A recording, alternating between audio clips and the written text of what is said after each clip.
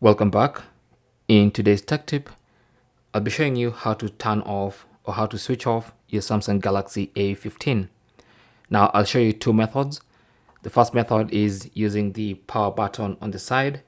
Long press that button until you see the power menu appear on your screen. Tap on power off, and then to confirm, tap on power off again, and that's going to switch off your phone.